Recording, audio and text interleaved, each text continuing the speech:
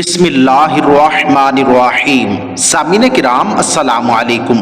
نامور مسلم سپاہ سالار صحابی رسول حضرت عمرو بن عاص رضی اللہ تعالیٰ عنہ کی زندگی کا مختصر تعارف۔ آپ کا نام عمرو اور والد کا نام عاص تھا۔ آپ کا تعلق قبیلہ قریش کی شاخ سہم سے تھا۔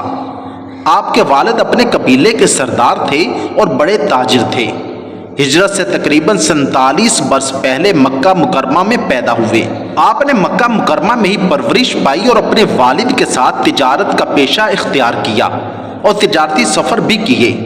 اسی دوران مختلف قوموں اور ملکوں کے لوگوں سے بھی ملتے جلتے رہے۔ میل جول سے آپ کے تجربہ اور عقل و دانش میں بہت اضافہ ہوا۔ کاروبار کے لیے لکھنا پڑھنا بھی سیکھ لیا تھا۔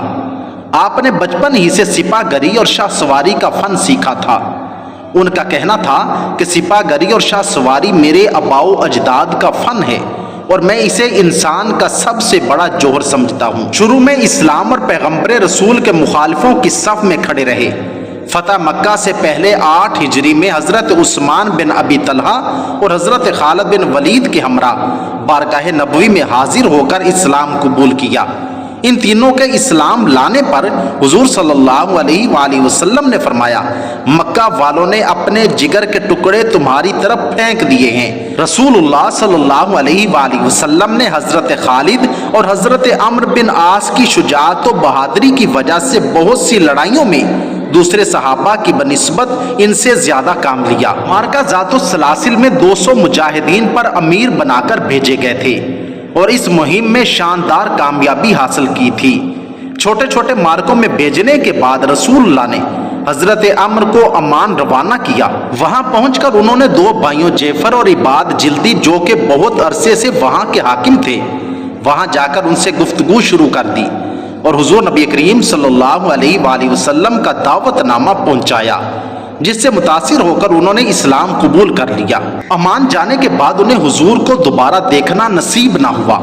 حضور کے وصال کی خبر انہیں عمان ہی میں ملی اور وہ اسے سن کر مدینہ واپس آ گئے۔ یہاں آئے ہوئے ابھی انہیں زیادہ عرصہ نہیں ہوا تھا کہ حضرت ابوبکر صدیق رضی اللہ تعالیٰ عنہ نے انہیں فوج دے کر فلسطین بھیج دیا۔ اس کارروائی میں انہوں نے نمایاں حصہ لیا۔ اسی طرح دریائے اردن کے مغربی علاقے کی تسخیر میں ان کا خاص حصہ تھا۔ آپ رضی اللہ تعالیٰ عنہ جنگ جنادین، یرموک اور فتح دمشق میں شریک ہوئے، مگر ان کے اصل جوہر تو فتح مصر کی وجہ سے ظاہر ہوئے۔ ہوا یوں کہ جب حضرت عمر رضی اللہ تعالیٰ عنہ شام تشریف لائے ہوئے تھے، حضرت عمرو بن عاص نے ان سے تنہائی میں ملاقات کی اور کہا کہ انہیں مصر پر حملہ کرنے کی اجازت دی جائے۔ حضرت عمر نے اجازت دے دی اور یمن کے 4000 مجاہدوں کو، جن کا تعلق ایک ہی قبیلے سے تھا، ان کی کمان میں دے دیے اور انہوں نے اسی وقت مجاہدین کو کوچ کرنے کا حکم دیا اور اپنی منزل کی راہ لی۔ مصر کی سرحد میں داخل ہو کر سب سے پہلے عریش اور اس کے بعد فرسا اور بلبس وغیرہ فتح کیے۔ پھر مصر کے رومی سپہ سالار تھیوڈور سے سخت مقابلہ ہوا، جس میں بہت سے رومن کام آئے اور مسلمانوں کو فتح ہوئی۔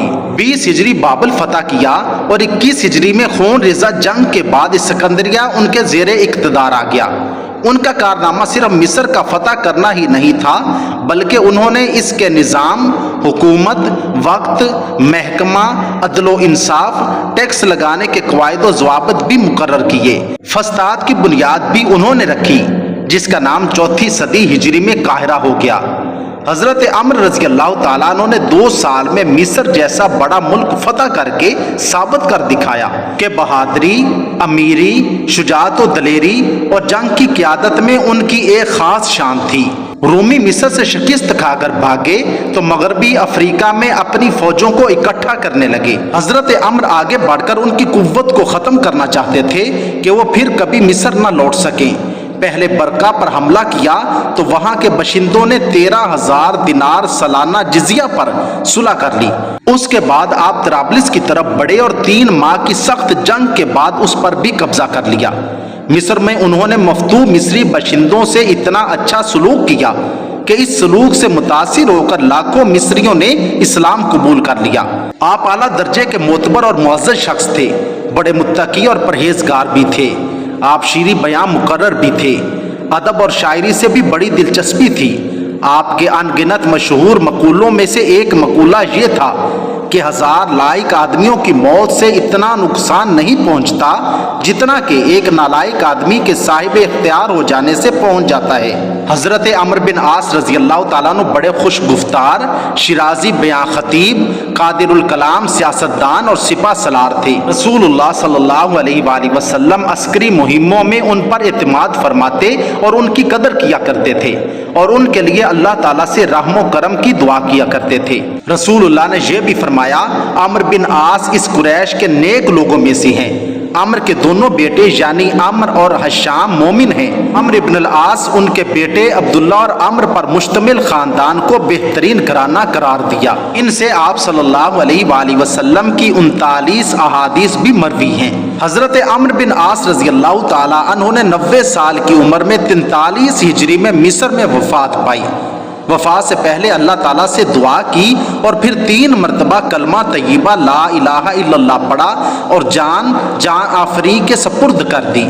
اللہ تعالیٰ اسلام کے اس عظیم سپہ سالار، فاتح فلسطین و مصر و طرابلس، جلیل القدر صحابی سے راضی ہوئے۔ اللہ تعالیٰ ہمیں ان کے نقش قدم پر چلنے کی توفیق عطا فرمائے۔